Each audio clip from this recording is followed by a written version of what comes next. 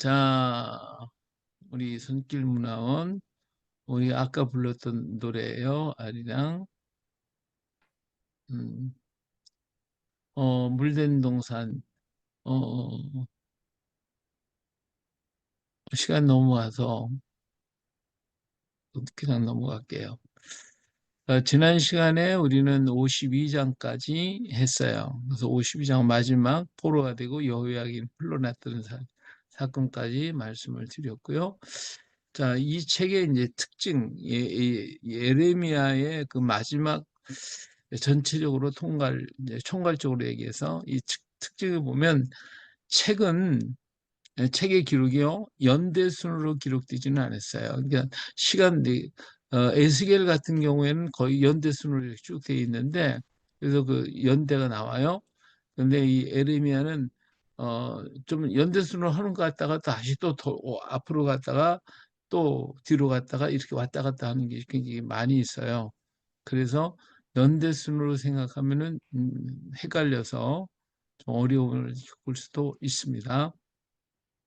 그리고 하나님께서는요 예레미야에게 그냥 말씀만 한 게 아니라 시청각적으로 교육을 시켜서 그걸 잘 이해할 수 있도록 이렇게 하신 적이 있어요. 항상 그런 걸 많이 하셨어요.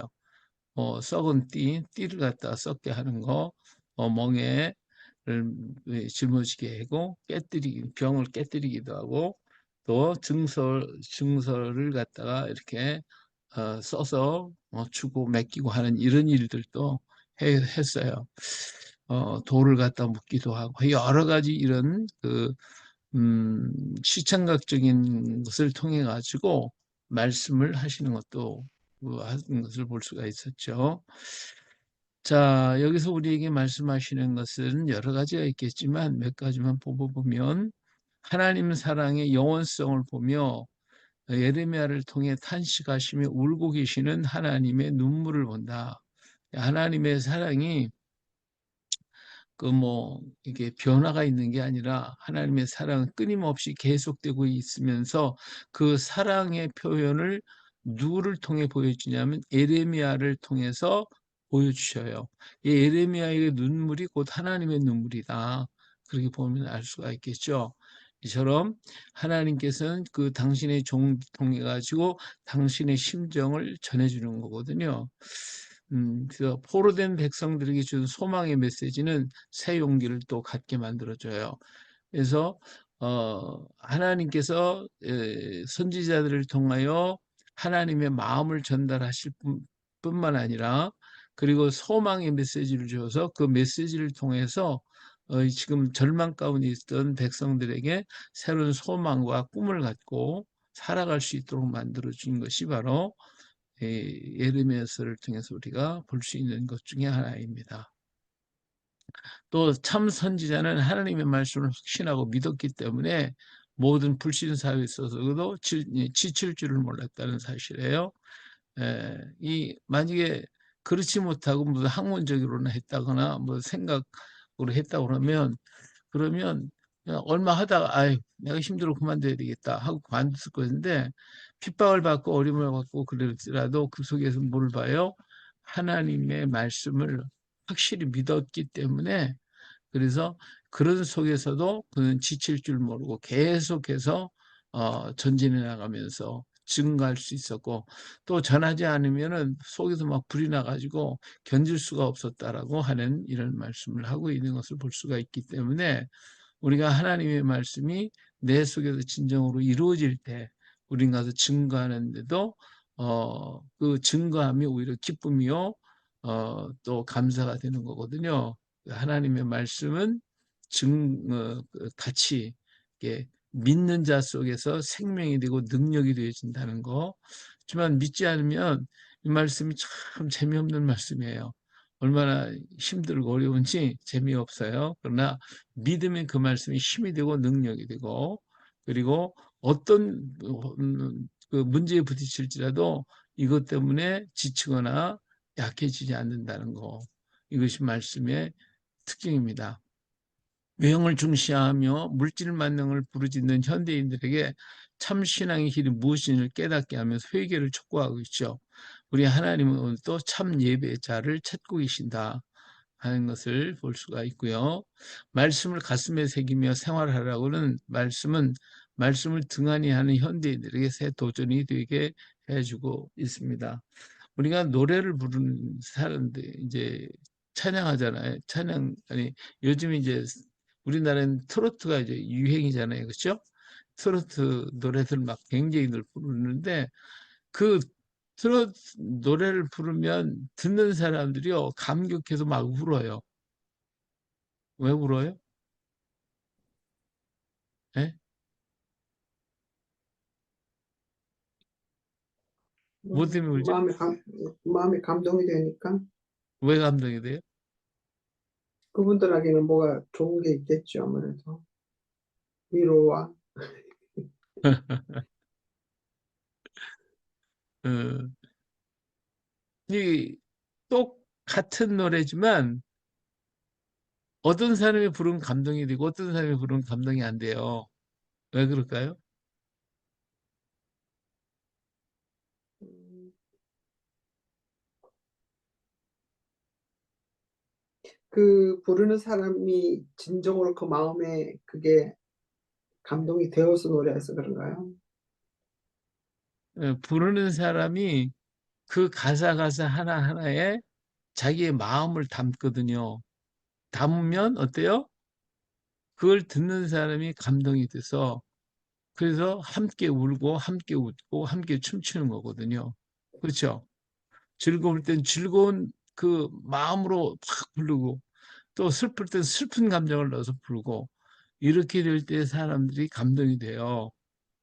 그러면 오늘 우리 하나님 말씀도 그래요. 하나님 말씀도 여기에 대해서 은혜를 받고 그리고 가서 증거하는 거하고 그냥 이렇게 전하는 거하고 어떤 차이가 있겠어요?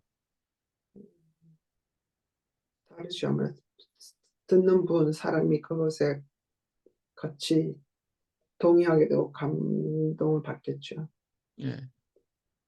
그래서 똑같은 말씀이지만 어떤 사람이 전할 때는 감동이 돼요. 근데 어떤 사람이 전할 때는 그냥 무감각해 버리거든요. 그냥 흘러가 버리거든요. 어떤 사람이 전하면 그 말씀인데 같은 말씀인데 어떤 사람이 전할 때는 회개가 나오고 어떤 사람이 전할 때는 뭐 그냥 뭐 들은 얘기 뭐 그냥 그러고 넘어가고 그럴 때가 많잖아요. 그렇죠? 네. 네. 그래서 지금 우리 아까 말씀 찬양도 그래. 우리 말씀 찬양도 그냥 노래로 부르면 재미가 없어요.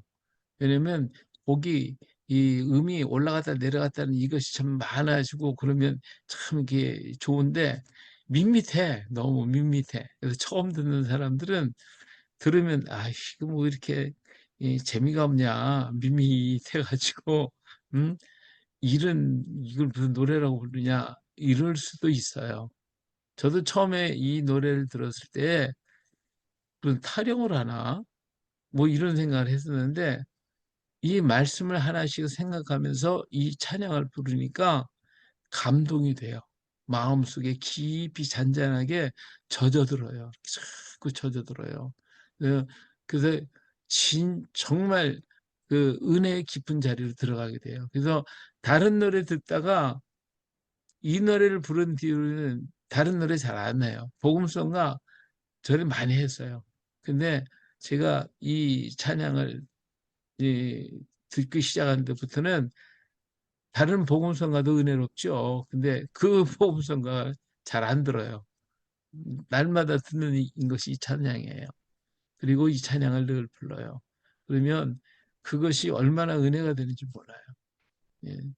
그래서 우리 영국에서도 우리 강 목사님 따님이 예, 이 찬양에 마음을 실어가지고 정말 이렇게 부르면 모두가 이 찬양을 부르면서 울고 웃고 춤춰요.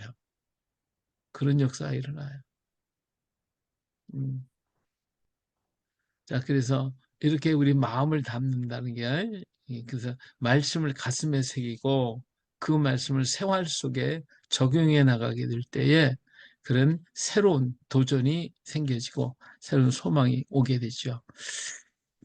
자, 예루살렘이 멸망을 당할 때 사람들은 그죠. 시드기야 왕도 그렇고 많은 백성들이 이 나라에 충성하는 게 뭐냐. 최후의 일인까지 싸워야 한다.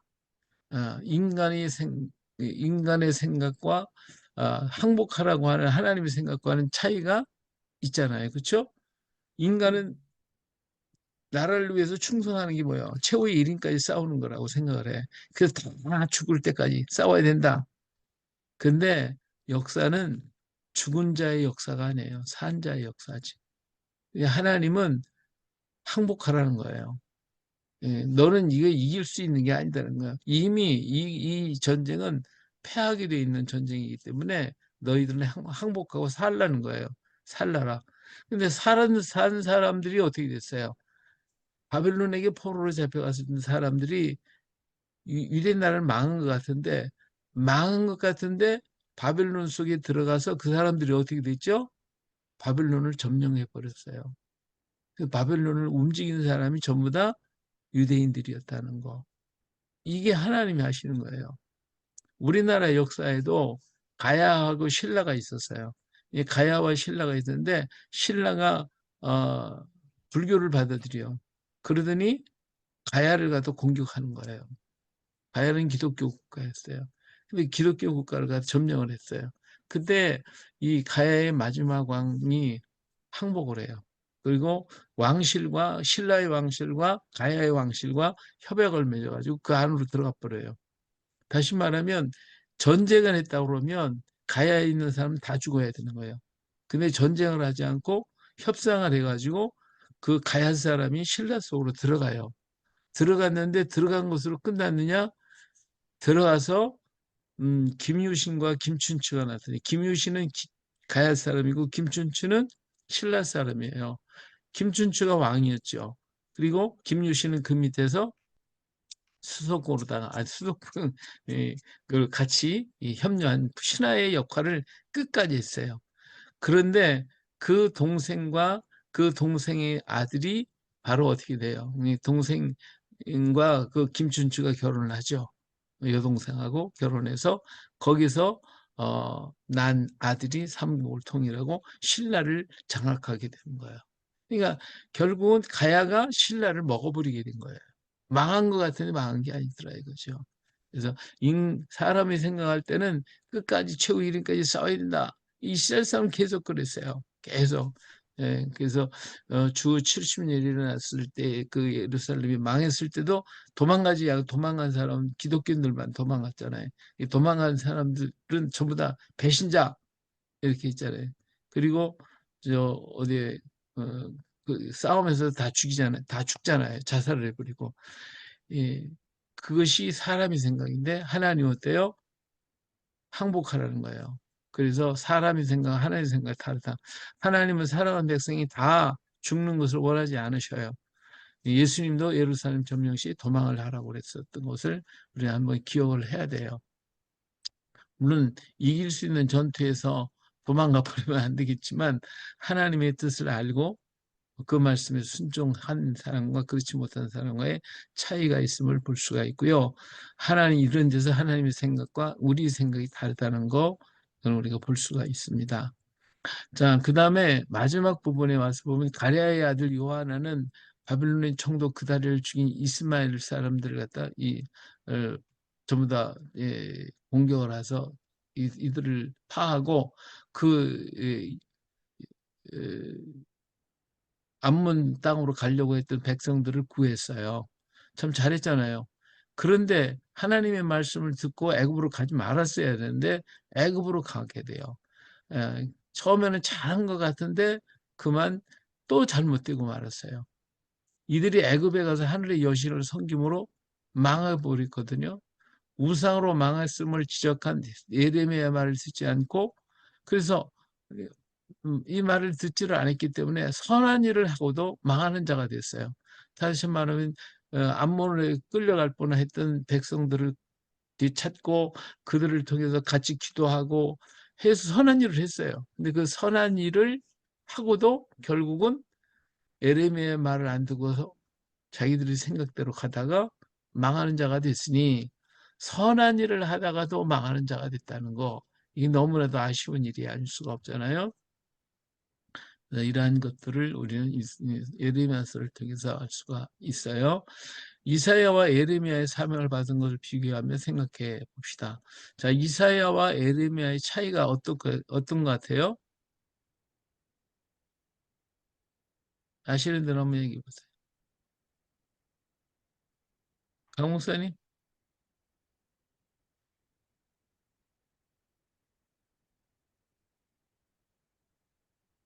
강 목사님 들어가셨어요? 아, 네, 목사님. 이사야하고 예레미야하고는 어떤 차이가 있어요? 받은 사명이요? 네, 음, 그러게요. 이사야는 오실 메시아에 대한 예언을 많이 한 것 같고요. 네, 예레미야는 그 당대에 그 하나님의 말씀을 순종하는 그 법에 대해서 바벨론에게 순종해라. 그거를 계속 선포를 하고 순종하는 법을 가리키는 당대에 대해서 예언을 많이 했던 것 같고, 이사야는 미래에 대해서 많이 예언을 한 거 아닌가요? 회복될 에덴에 대해서, 오실 메시아에 대해서. 음, 음, 그것도 그렇고요. 또요.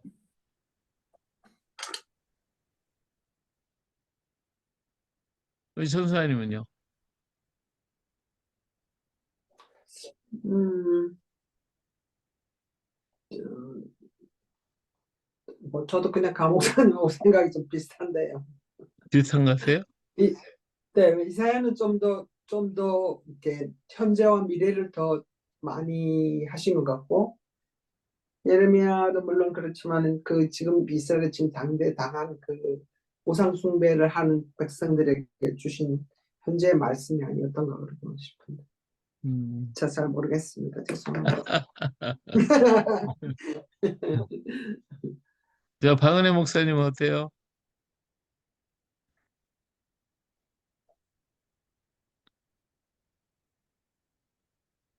박 목사님 들어갔어요? 안 들으시나?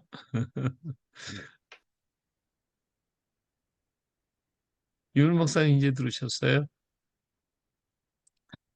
자, 이사야 선지자는요, 이 유대 나라가 망하기 200년 전에 예언한 사람이에요. 그리고 그 요담 왕으로부터 시작해서 시드기야 왕 시절에 그래도 유대 나라가요 번성했을 때, 그리고 북왕조 이스라엘이 여로보암 2세 때에 그 나라가 굉장히 번창을 했고 잘 살게 됐거든요. 그 시대에 예언한 사람이 이사야 선지자였어요. 그렇기 때문에 이사야 선지자는요 막 책망하는 선지자였어요. 굉장히 책망을 했어요. 그리고 하나님의 심판이 올 것이라고 심판하고, 너희들이 이렇게 살다 망한다고 이렇게 막 외친 사람이 이사야 선지자였어요.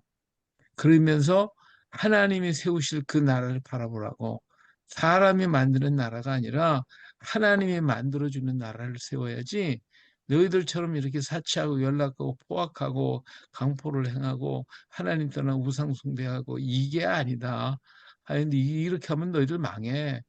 이렇게 얘기한 것이 이사야 선지자의 책망을 많이 했어요. 그러면서 하나님이 세우실 나라에 대한 얘기를 한 것이 이사야 선지자예요. 근데 에레미야는 언제 했어요? 시대가 언제예요? 이스라엘의 마지막 거의 네. 멸망에 가까웠을 때. 유대 나라가 망할 때 했잖아요. 예, 네. 그러니까 이제 지금 망가고 있는데 뭐 지금 저기 뭐야 바빌론이 이렇게 핍박을 하고 계속 공격을 해 들어오는 그런 위기에 지금 정말 바람 앞에 등잔 같은 그러한 위치에 있을 때 굉장히 약해진 나라거든요. 어, 이런 약한 나라에다가 거기다가 막 책망을 해봐요. 어떻게 되겠어요? 그러면 마음이 너무 상하겠죠. 근데 그런 음. 나라이기 때문에 예레미야는 그들을 울면서 제발 돌아와라. 지금도 돌아오면 하나님이 너희들을 살려주신다. 돌아와라, 돌아오라 하면서 울면서 얘기한 것이 예레미야예요. 그러니까 이사야는 막 책망하면서 하나님 나라를 바라볼 것을 얘기했고, 예레미야는 어때요? 그냥 쓰다듬으면서 제발 지금 돌아와. 지금도 늦지 않았어. 지금이라도 와. 지금이라도 와.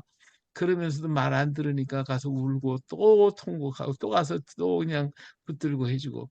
그래서 예레미야는 그래 눈물의 선지자가 되는 거죠. 예. 그래서 아주 비교가 딱 돼요. 이사야 선지자는 막 책망하고 그런 선지자. 예레미야는 사랑으로 막 품으려고 했던 선지자. 그 시대에 따라서 이렇게 하나님의 사랑의 모습을 보여주고 있다 하는 것을 우리는 알 수가 있어요. 그래서 이사야와 예레미야는 그런 큰 차이가 있다. 것을 말씀을 드리겠습니다. 자, 이제 에레미야 애가서로 넘어가겠습니다. 에레미야 애가서. 예루살렘 멸망 후에 기록된 것이 에레미야 애가서입니다. 애가서는 5장의 짧은 시로 구성되어 있어요. 예루살렘의 멸망을 보여주는 참담한 역사의 기록이라고 할 수도 있죠. 기회를 잃어버린 유다의 종말을 그리면서 에레미야의 예언이 성취된 모습이나 처참한 예루살렘을 보고 울고 있는 선지자들을 보게 되는 거죠. 그러니까 이 에레미야 애가서를 통해서는 예레미야가 그런 얘기했거든요. 예언한 그것이 그대로 이루어진 것을 보면 그 사람은 참 선지자, 이루어지지 않은 건 거짓 선지자다라고 그랬어요. 근데 에레미야가 예언한 것들이 다 이루어지잖아요. 전부 다.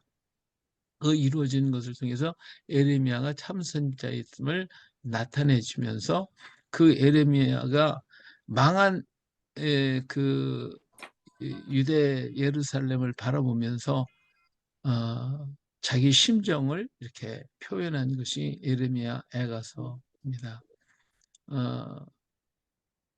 그러면 한번 물어보죠. 자, 예레미야는 이렇게 안타깝게 전했어요. 그런데 망했어요. 망해 있는 거리에 사람들이 질벽에 쓰러진 시체들, 어린아이들이 막 그냥 울고 죽은 엄마의 젖꼭지를 물고 앉았고 이런 광경을 봤다고 해봐요. 자, 그런 모습을 길거리만 다니고 보고 또 굶주려서 죽어가는 백성들을 바라봤을 때에 예레미야의 마음은 어땠을까요? 윤 목사님? 마음이 안타깝고 아프고 슬프고 예, 그게 당연한 얘기. 그렇게 뭐 또 한쪽으로는 그 봐라 내 말 왜 안 들어 호소하다 그래? 예 나를 따라야지 나를 그렇게 가짜로 몰아간 거잖아요. 저기 참 선지자로 안 보고 좀 핍박하고 막 그랬지. 네 우리 강 목사님 어떠실 것 같아요?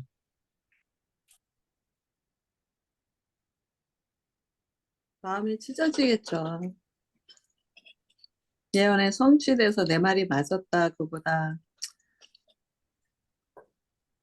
그 불순종한 자기 백성들을 보고 얼마나 마음이 아팠을까. 음.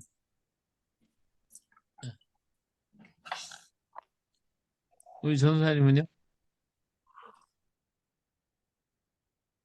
죄송합니다. 좀 우체부가 와가지고 나가는 바람에 제가 퀘션을 못 들었어요. 아니 예루살렘이 망했잖아요. 네, 망했는 예레미야가 예언한 대로 됐잖아. 근데 그 네. 성읍에 막 그 시체들이 줄비하지 망해가지고 굶주려 가고 그냥 죽어가는 사람들 보지. 이런 걸 봤을 때 예레미야의 심정은 어땠을 것 같아요? 아, 자기가 예언을 했지만 가슴은 찢어지겠죠. 그대로 이루어진 걸 보면서. 왜냐하면 사람이니까 음, 고통당하는 특히나 또 선지자는 사랑이 많았던 선지자였으니 얼마나 더 힘들었을까 음. 생각이 드네요. 만약에 그 현장에 이제 내가 예레미야였다면 그렇겠죠. 통곡이 나올 수밖에 없을 거 아닐까요? 음, 고통스러운 걸 보면서. 여기에서 이제 예레미야가 느낀 게 뭐냐면 내가 좀 더 할 걸. 그 음, 얘기했어요. 음, 내가 내 허물이 많다. 음, 자기는 하나님의 말씀을 믿고 전했죠. 얼마나 간절히 전했어요. 그런데 그 진짜 망하고 보니까 내 허물이 많다. 내가 더 좀 열심히 전했으면 좋았을 걸. 그게 예레미야의 음, 마음이었어요. 그것 때문에 울었어요. 그렇겠네요. 음. 그러니까 우리가 이게 막 너희 망한다고 막 신나게 전한 것 같지만 그 당시에는 자기가 최선을 다한 것 같은데 막상 끝나고 나니까 어때요? 내가 그래도 부족했구나. 음, 내가 부족했구나. 더할 것. 예, 그 심정이었다는 거. 그래서 그거를 생각하고 우리도 그렇게 전해야 되지 않겠냐. 그죠? 예, 그걸 우리는 이 애가서에서 볼 수가 있어요. 자, 히브리 성경에서 에카, 어찌하여라고 하는 말이 랍비들이 이 책을 에가라는 뜻으로 뜻에 키노드라고 불렀고 70인역에 에가라고 했어요. 예루살렘은 기원전 580년에 6년에 망했죠. 이스라엘 백성에 대한 하나님의 사랑과 슬픔을 보고 예레미야의 눈물에서 하나님의 눈물을 보게 되죠. 예레미야를 통해 울고 계시는 하나님을 만나게 되고요. 그리고 알파벳 순으로 기록한 것이 이제 이 5장으로 됐는데 그 5장이 이게 알렙 그러면 알렙을 가지고 어 이렇게 저 한 절씩 만들어서 쓴 노래를 지었어요. 이렇게 시를 쓴 건데 그 22절로 되어 있고요. 3장은 22절 3배 한 절을 가지고 하나를 가지고 3절씩을 만들어서 66절로 만들었어요. 그래서 5장으로 된 5장 5개의 시가 되어 있고요. 매 장마다 4장을 빼고는 기도로 끝을 맺게 되어지죠. 예레미야가 전한 말이 다 이루어진 것을 예레미야 자신이 보고 있다. 이것이 절망이 아니라 그가 전한 회복의 약속도 보고 있다. 주의 인자와 성실함이 끝이 없다고 예레미야는 고백하고 있다. 그러니까 예레미야는 두 가지 뜻이 있어요. 하나는 내가 좀 더 열심히 전할 걸 하는 것하고 그래도 지금은 이제 다 망하 있지만 망한 것이 아니라 어때요? 다시 돌아온다. 회복된다고 하는 그걸 또 예언했잖아요. 그렇죠? 그 사실을 망한 사실을 통해서 자기가 또 전했던 회복이라고 하는 그 말씀이 이루어질 것을 그는 믿었어요. 그것이 이제 예레미야의 두 가지 이렇게 마음이라고 할 수가 있겠죠. 그래서 이 에레미야서에서 절망 속에서도 또 다시 하나님의 그 극률하신 은혜를 통해서 회복될 것임을 말씀을 소망하고 바라보고 있다. 이렇게 볼 수가 있겠습니다. 자, 내용을 보겠어요. 첫 번째 시 1장 자녀를 잃은 과부로 묘사를 하고 있어요. 예, 과부가 아들을 잃었을 때 그 슬픔이 어떻겠어요? 그 모습으로 얘기했어요. 자, 망한 성을 돌아보는 선지자의 눈물을 보게 되는데 영광이 떠난 거리, 또 죄악의 결과로 이렇게 됐다는 거, 먹을 것도 없어 탄식하는 백성들의 모습, 그리고 고통으로 오는 선지자의 것과 의로우신 하나님의 심판을 보고서 이렇게 안타까워하면서 유다의 모든 죄를 예레미야는 뭐라고요? 자신의 죄라고 생각을 하고요. 죄로 망한 예루살렘처럼 바빌론도 그들의 죄로 망하게 해달라고 기도를 하고 있어요. 그러니까 예레미야도 내가 좀 더 했어야 한다고 이것도 자기의 죄라고 생각을 하게 되는 것이죠. 우리가 복음을 전하면 아무리 열심히 전한 것 같아도 사실은 에, 예레미야 같은 마음이 돼야 되겠죠. 이 그림을 보니까 참 재밌어요. 예레미야가 울어서 바닷물이. 예. 아, 두 번째 시장, 2장은 베일을 덮고 애통하는 울고 있는 여인으로 묘사를 하고 있죠. 하나님의 망하게 하셨다. 예. 하나님이 유다의 원수가 되셨다는 거예요. 그래서 절기, 안식일, 제사, 묵시를 다 없게 버렸고, 그래서 이런 모습을 다 하고 자기가 지금 예루살렘 거리를 전부 다 바라보면서 뭐라고 그냥 하나님한테 하나님 보세요, 하나님 보세요 하고 막 그냥 하나님한테 막 바라거나 바라긴다고 하여튼 그렇게 지금 외치고 있어요. 음, 하나님 보세요. 그때. 자, 2장 11절 한번 읽어볼래요?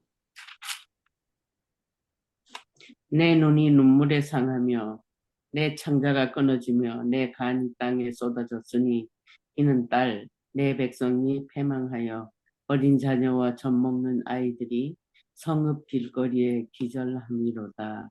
예. 그리고 12절 또 읽어보세요.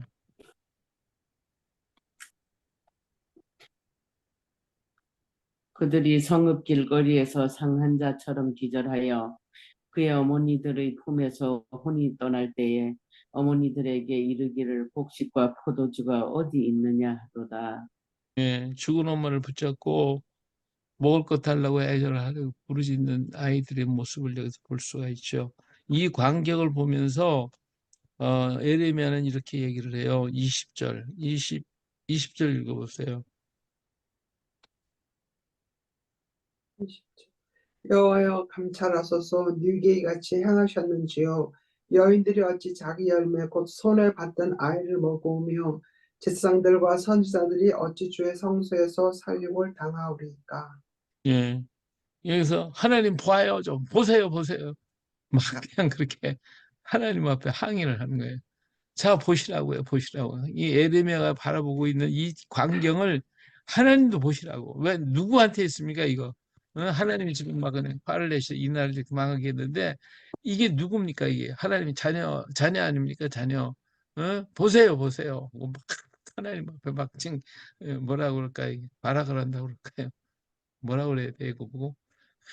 그냥 하나님 앞에 지금 이렇게 외치고 있는 할렐루야. 것이 예, 이 에레미야의 안타까워하는 모습, 하나님이 이렇게 만드셨잖아요. 하나님이 비록 잘못했으니까 이렇게 했지만 하나님 누구한테 그러셨습니까? 하나님 택한 백성이고 하나님이 자녀라고 그랬고 그랬는데 보세요. 지금 이 모습을 보시라고요. 보시라고요. 우리가 하나님 앞에 기도할 때에 그냥 기도할 게 아니라 히스기 양도 편지 갖다 하나님을 읽어드리면 들으세요, 들으세요 하고 막 읽어드렸잖아요. 그렇죠? 마찬가지로 우리들의 사정, 그 형편, 그걸 갖다 그대로 드러내면서 이거 보시라고, 이거 보시고, 이거 들으세요. 보셨고, 들으시고, 아시지 않습니까? 하고 막 그냥 이렇게 들이대는 거죠. 예. 예레미야가 지금 그렇게 기도하고 있는 거예요. 지금 이 광경을 바라보면서 보세요, 보세요. 하나님 이렇게 하시죠. 누구를 통해, 누구에게 하신 겁니까? 예. 그냥 막 그렇게 예, 하고 있는 모습을 우리 둘째 장에서 볼 수가 있습니다. 자, 셋째 장, 심판자이신 하나님 앞에서 우는 예언자. 예레미야가 겪는 고통에 대해서 얘기하고 있죠. 예레미야가 너무나도 아파하고 있는 예, 여기 이제 3장 1절에 보면 그래요. 여호와의 분노에 매로 말미암아 고난당한 자는 누구요? 나다. 이 고통을 보고 있는 것이 예? 누구한테 한 거냐 이거죠. 결국은 하나님 앞에 부르짖어 기도했던 에레미야 자신 이 고통, 그것이 분노가 나에게 다 쏟아졌구나. 얼마나 마음이 아팠겠어. 그렇잖아요? 그 광경을. 차라리 안 보고 바빌론으로 끌려갔으면 좀 덜 했을는지 몰라요. 바빌론으로 갔으면. 근데 바빌론으로 안 가고 남아서 그 처참한 광경을 보고 있는 에레미야의 심정이 너무 고통스러우니까 하나님이 나한테 이렇게 한 거라고 지금 이렇게 외치고 있는 것이 3장에 있는 말씀이에요. 그래서 보면 예, 계속 그런 말씀이 있잖아요. 나를 이끌어 어둠 안에서 걸어가게 하시며 비단에서 걸어가지 못하게 하셨으며 종일토록 손을 들어 자주자주 나를 치시는도다. 나의 살과 가족을 쇠하게 하시며 나의 뼈들을 꺾으시고 고통과 수고를 쌓아 나를 애우셨으며 나를 어둠 속에 살게 하시기를 죽은 지 오랜 자 같게 하셨습니다. 내가 부르짖어도 도움을 구하나 내 기도는 물리치시고 그러잖아요. 이게 너무 이 고통하고 괴로워서 하고 있는 것을 지금 에레미야가 하나님 앞에 호소하고 있는 것이죠. 그러면서 여호와의 인자심을 발견하게 되었어요. 자, 여기서 보면 21절에 가서 보니까 이런 그 고난, 고통 이런 것이 19절에 보면 이르되 내 고초와 재난 곧 쑥과 담즙을 기억하소서. 내 마음이 그것을 기억하고 내가 낙심이 되오나. 그 다음에 21절 읽어보세요. 중심에 회상한즉 오히려 소망이 있사오면 예. 자, 이런 그 고통과 낙심과 괴로움이 어떻게 됐어요? 오히려 나의 소망. 소망이 되었다. 소망이 되었다. 왜? 여호와의 인자와 긍휼이 무궁하심으로 우리가 진멸되지 아니함이니. 그래도 그렇다게 남았네요. 예. 이게 하나님이 예언했던 그 소망을 지금 붙잡는 거예요. 붙잡는 거예요. 이것이 이 고난이 나에게 소망이 됐습니다. 고생하게 하시면 하나님의 사실은 본심이 아니었노라고 33절에 말씀하고 있죠. 33절 읽어보세요.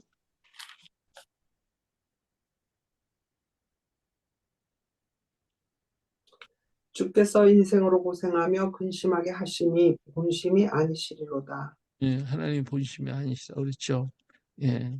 그래서 에레미야는 그 자기에게 주었던 소망의 말씀을 붙들고 26절에 가서 보면 이런 얘기 했어요. 사람이 여호와의 구원을 바라고 잠잠히 기다림이 좋다. 예.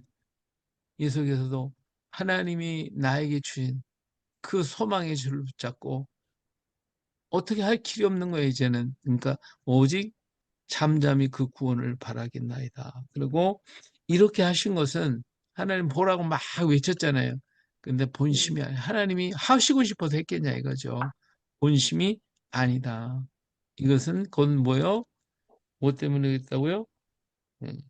살아있는 사람은 자기 죄들 때문에 벌을 받나니 어찌 원망하랴. 이 39절 말씀 자기 죄로 벌을 받는 것이니 어떡하겠냐 그거죠. 예? 자기 죄로 벌을 그래서 이제 어떻게 해요? 돌아가자. 돌아가자. 그죠? 40절 읽어보세요. 우리가 스스로 우리의 행위들을 조사하고 여호와께로 돌아가자. 예. 그렇죠? 돌아가자. 우리가 어떻게 원망할 게 뭐 있냐 이거죠. 결국 우리 죄, 우리가 잘못해서 그런 건데 돌아가자. 예, 행위를 살피고 돌아가자. 그리고 손 들고 돌아가자. 예, 손을 아울러 하늘에 계신 하나님께 들자. 그죠? 우리의 마음과 손을 아울러 하늘에 계신 하나님께 들자. 그래서 그러면서 하나님 앞에 우리가 잘못했으면 반역했습니다 하고 외치면서 호소하고 기도하자. 그래서 이제 56절부터 60절까지 이렇게 해서 우리는 돌아가야 된다. 그래서 돌아가자. 이렇게 호소하고 있는 모습을 우리는 3장에서 볼 수가 있습니다. 자, 4장에서 보니까 이제 멸망하는 거리를 또다시 가다 바라보면서 예, 참 변질된 금으로 요새 예, 멸망한 거리 예, 사실 뭐라고 했냐면 4장 1절에 보니까 슬프다 어찌 그리 금이 빛을 잃고 순금이 변질하였으며 성소의 돌들이 거리에 어귀마다 쏟아졌는 거 금과 같았던 나라가 변해버렸구나. 항아리 다 깨졌네. 이 아름다웠던 항아리가 깨진 것 같고 젖먹이에 울부짖고 남은 자들이 고통당하고 부녀들이 고통당하는 그 모습들 평화로웠던 상업 정말 좋았던 거리 이런 것들을 생각하면서 이 고통의 모습을 지금 보고 있는 거예요. 자, 그 다음에 11절 이하에 가서 보면 예루살렘이 무너지리라 생각하지 못했다라고 얘기를 해놨는데, 어,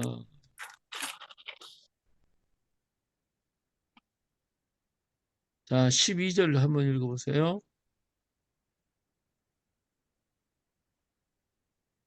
대적과 원수가 예루살렘 성문으로 들어갈 줄은 세상의 모든 왕들과 천하 모든 백성이 믿지 못하였었도다. 예, 왜 그랬을까요? 이 예루살렘이 망하지 않으리라 생각한 거예요. 근데 망했거든? 왜 그랬을까요?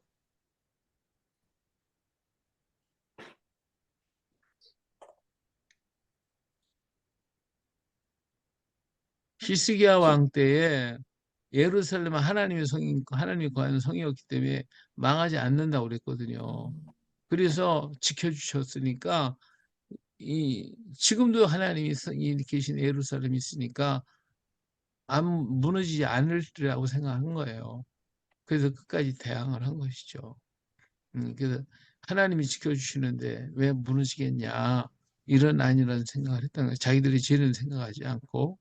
근데 이 모든 것이 선지자와 제사장들의 죄로 인해서 멸망을 당했다는 거, 이것들은 그들은 깨닫지 못했다는 거죠. 음, 너희들은 세상 것을 바라보고 그래서 결국은 망하게 됐다라고 하는 것을 지금 얘기해주고 있죠.